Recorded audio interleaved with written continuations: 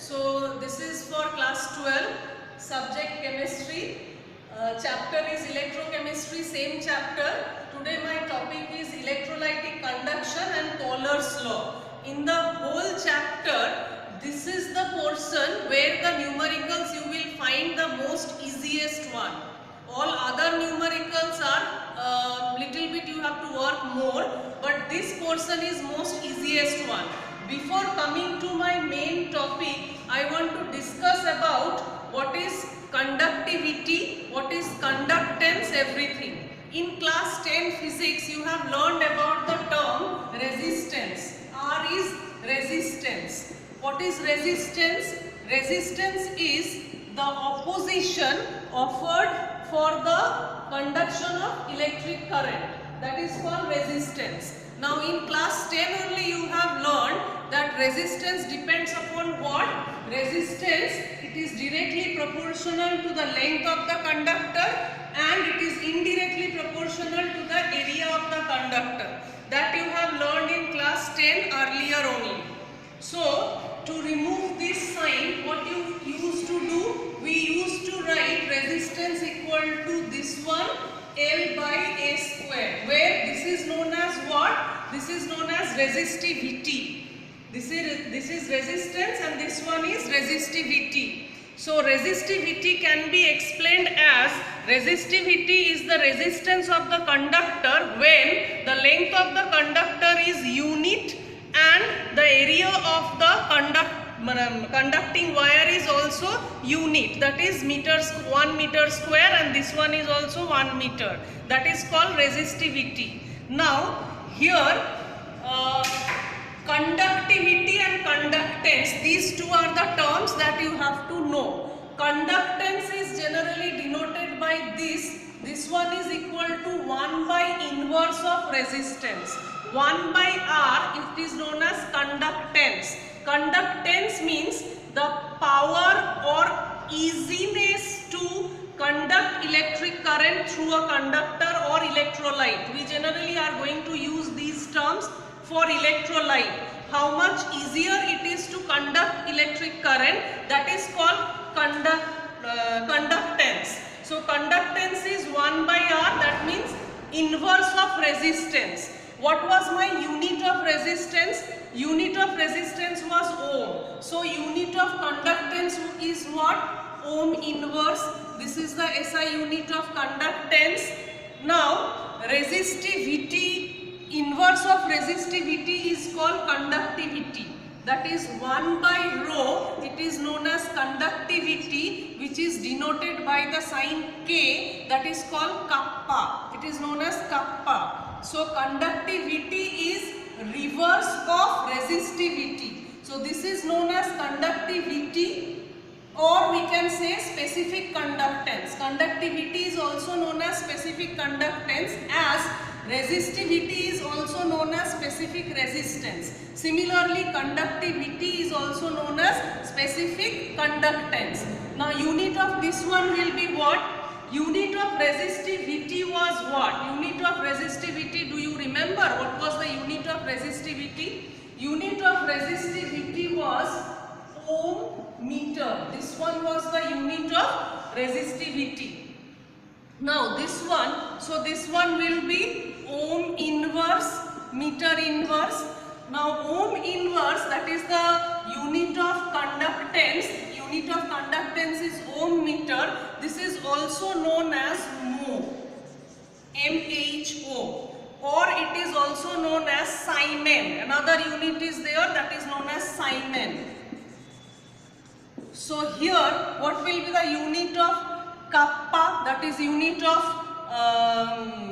conductivity? It will be Siemen meter inverse or mho meter inverse, anything you can write. So this is all about my conductivity, that is introduction. Now before going to Pauler's law, you have to know what is molar conductivity. I have explained what is conductivity. Now I have to explain what is molar conductivity. Molar conductivity is defined as the conducting power of all the ions produced by dissolving 1 mole of an electrolyte in a solution. That is If the electrolyte is 1 mole, if I dissolve 1 mole of electrolyte in a solution, then whatever will be the conducting power of all the ions, that is known as molar conductivity. 1 mole electrolyte is having the conducting power in a solution, that is defined as molar conductivity. Generally, molar conductivity is defined by this sign. This is the sign, we can say lambda. Lambda m is the molar conductivity, which is equal to K by C. This is kappa. Kappa means what? I told you earlier, it is conductivity.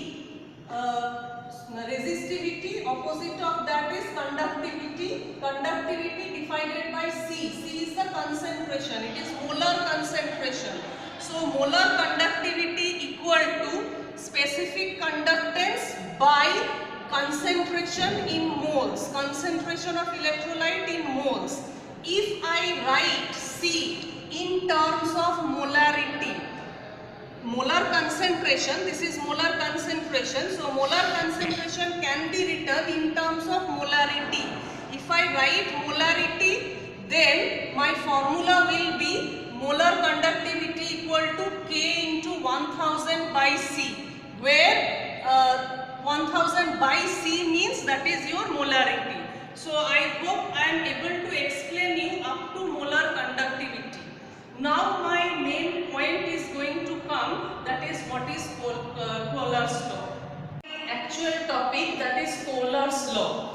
Before coming to Kohler's law, I want to explain about infinite dilution, because infinite dilution is an important topic that you have to know before coming to the main equation or my main law. Infinite dilution is a state of dilution so that if we add more solvent, there is no change in the concentration. It is also known as zero concentration. This is also known as zero concentration.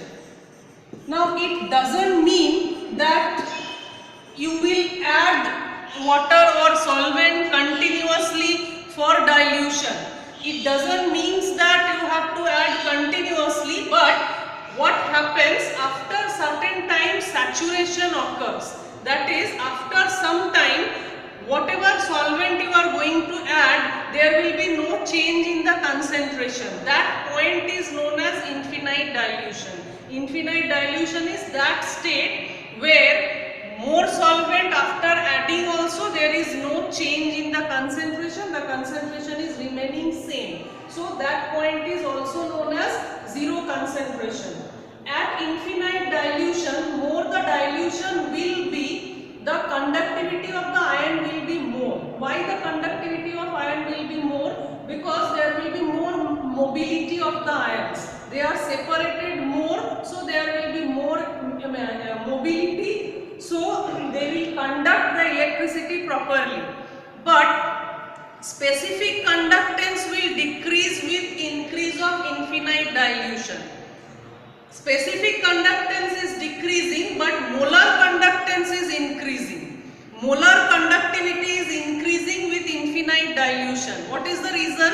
Because in case of molar conductivity, it can again be written in form of, molar conductivity can be written in this form, that is, it is equal to kappa into volume. So the dilution increasing means the volume is increasing.